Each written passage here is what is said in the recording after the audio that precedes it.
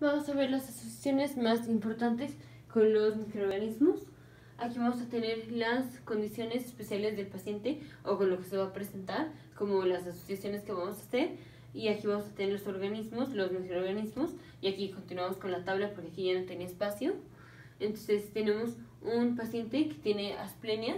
Esto puede ser, por ejemplo, ya sea que le quitaron el vaso al paciente o que el paciente tenga autosplenia. Esto quiere decir, por ejemplo, los pacientes con anemias células falciformes, estos pacientes finalmente tienen fibrosis del vaso, entonces van a tener como una autosplenia, una autosplenectomía.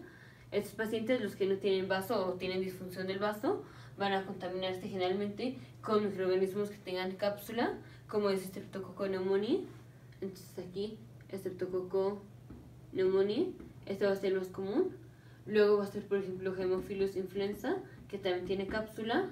Y luego ya, por ejemplo, Neisseria meningitis, que también tiene cápsula. O Salmonella, que también tiene cápsula. Luego los pacientes o digamos que tenemos un paciente que decimos tiene contaminada la cavidad oral con un bacilo que es filamentoso y tiene gránulos sulfur. Entonces aquí nos está diciendo un bacilo gram negativo que coloniza la cavidad oral y produce gránulos sulfur. Aquí en automático estamos pensando en uno de los dos microorganismos que son bacilos, dije gram negativo, es bacilo gram positivo que tiene ramificaciones, que es filamentoso, que es branching, que es nocardia o actinomyces. Aquí como nos dice de los gránulos sulfur y nos dice que es la cavidad oral, entonces pensamos en actinomyces israelí. Luego, si nos dice que el paciente tiene, por ejemplo, una neumonía y el esputo es currant jelly es color como rojo brilloso, entonces pensamos que el paciente tiene una neumonía por Klebsiella pneumoniae. Si el paciente lo picaron, o no lo picaron, si el paciente lo mordió un gato o un perro, pensamos en infección con Pasteurella multocida. Si el paciente fue mordido por un humano, aquí vamos a pensar en microorganismos anaeróbicos, como es por ejemplo Fusobacteria spiroquitalis, o por ejemplo Eikenella corrodens. Si el paciente tiene parálisis del par craneal 7, generalmente bilateral, vamos a pensar que el paciente tiene la enfermedad de Lyme, que es producida por la bacteria Borrelia burgdorferi. Si el paciente tiene neutropenia, el paciente puede infectarse con bacterias y con hongos, pero aquí estamos hablando específicamente de una infección con cándida sistémica. Recordemos, si el paciente tiene neutropenia, en términos de cándida, el paciente va a tener una infección sistémica con cándida. Si el paciente tuviera linfopenia, el paciente va a tener una infección con cándida, pero localizada a nada más la piel. Entonces, si tiene linfopenia, el paciente que está contaminado o colonizado con cándida, nada más va a estar afectado la piel, así como en general, pero nada más la piel. Si es neutropenia, entonces va a ser una infección sistémica con cándida. Luego, si tenemos los pacientes que reciben trasplantes de órganos, estos pacientes son propensos a tener infección con el citomegalovirus, el virus del herpes 5. Si tenemos un microorganismo que es PAS positivo, eso sería en general un paciente que tiene, por ejemplo, diarrea, tiene sintomatología neurológica y tiene artralgias, y nos dicen que es un microorganismo que es positivo para la atención del periodic acid shift.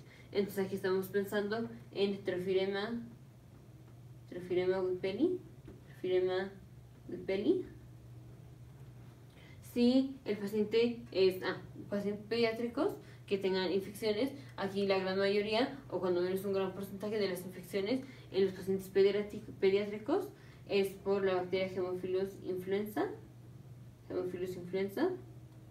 Luego, si tenemos un paciente que tiene neumonía en un paciente con fibrosis quística, o aparte, si tenemos los pacientes quemados, los microorganismos que infectan ya sea a los pacientes quemados o que producen neumonía en los pacientes con fibrosis quística, va a ser Pseudomonas aeruginosa.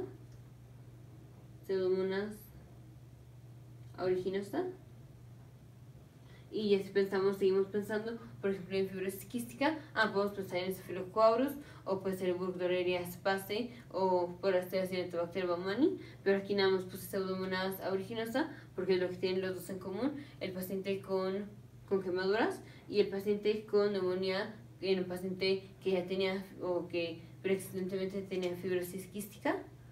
Luego vamos con continuación de la tabla. Si es un paciente que viene con la mandíbula cerrada, y bueno, obviamente viene con toda otra gama de cosas como el opistótonos, que tiene arqueada la espalda, vamos a pensar que el paciente está contaminado con Clostridium tetani.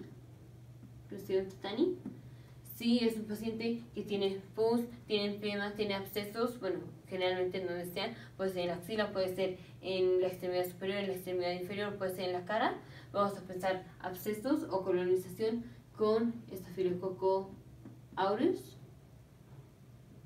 Si el paciente tiene un rash, nada más de los pies y de las palmas de las manos, entonces vamos a pensar, recordemos que tenemos 3 enfermedades que nos dan afección, nada más de las palmas, de las palmas de las manos y de las plantas de los pies, que va a ser el virus Coxsackie A. Luego tenemos sífilis secundaria,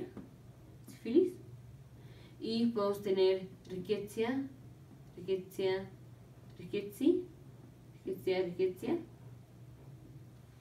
Bueno, ahorita les doy una mnemotecnia para acordarnos de esta. Luego tenemos un paciente neonato que tiene sepsis o meningitis. Vamos a pensar que es por Streptococcus agalactiae. Si es un paciente diabético y tiene sinusitis o tiene infección del sistema nervioso central, aquí vamos a pensar que la infección es por los hongos Mucor y Rhizopus. Ahora, si el paciente tiene una herida quirúrgica, o sea, por ejemplo, cocina al paciente, tiene la herida quirúrgica. Si esta herida se infecta, lo más común es que se infecte con Staphylococcus aureus. Y si tenemos un paciente que tiene una herida por un trauma, o bueno, que tiene una herida abierta, generalmente por un trauma, vamos a pensar en colonización con la bacteria Clostridium perfringens. Esto va a terminar en mionecrosis, o sea, daño al músculo. El músculo se va a necrosar, se va a morir. El paciente va a tener una celulitis severa. Pero bueno, entonces una herida abierta por trauma, pensamos en Clostridium perfringens. Una herida quirúrgica, Staphylococcus aureus. Paciente diabético con infección del sistema nervioso central o sinusitis, Mucor o Rhizopus, que son hongos. Paciente neonatal con sepsis o meningitis, Streptococcus agalactiae. Un rash en las manos y en los pies. Aquí la mnemotecnia es, lo voy a poner aquí. Aquí la mnemotecnia va a ser you drive with your hands. Ahora, aquí you drive your car o you drive cars with your hands. Entonces, esto es que manejar los coches con las manos. Aquí cars tenemos Coxsackie A, R de rickettsia y este de sífilis. Entonces, esta es la mnemotecnia es cars, pero para que nos acordemos que estos son los que nos dan rash en las manos y en los pies, es you drive your cars with your hands, que manejar los coches con las manos. ¿En qué nos quedamos? Nos quedamos aquí. Si tenemos un paciente que tiene pus, que tiene abscesos, que tiene empiema, o sea que le está drenando ahí la infección o la respuesta inflamatoria a la infección, que es el pus y el exudado que de ahí salga, vamos a pensar en Staphylococcus aureus, que es el microorganismo que más comúnmente nos da abscesos. Si es un paciente que tiene la mandíbula cerrada, que tiene el opistótonos, que tiene contracción de todos los músculos, Clostridium tetani. Paciente con neumonía en fibrosis quística, en un paciente con fibrosis quística, o los pacientes quemados tienen o se tienden a infectar con Pseudomonas aeruginosa. Un paciente pediátrico generalmente que no esté vacunado, infección con Haemophilus influenza, un microorganismo que esté positivo para la atención de periódicas Schiff, Treofilema whippeni, que infecta el tracto gastrointestinal. Los pacientes neutropénicos, si estamos hablando de cándida, nos va a dar una infección con cándida sistémica. Aquí nos faltó: los pacientes que reciben trasplante tienen infección con citomegalovirus. Los pacientes que son mordidos por un gato o un perro tienen celulitis por pastorela. Los pacientes que son mordidos por un humano van a ser, o los microorganismos van a ser los anaeróbicos, como Fusobacteria o Echinella corrodens, los anaeróbicos. Si tenemos parálisis del nervio paracraneal 7, generalmente si es bilateral, generalmente un paciente joven, vamos a pensar en la enfermedad de Lyme, que es por Borrelia burgdorferi.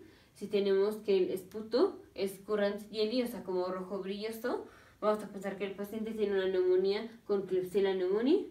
Si el paciente nos dice que tiene infección de la vía oral, que es por un microorganismo que es filamentoso, por un bacilo que es filamentoso y que tiene granulos sulfur, obviamente aquí está clásico una pregunta para Actinomyces israelí.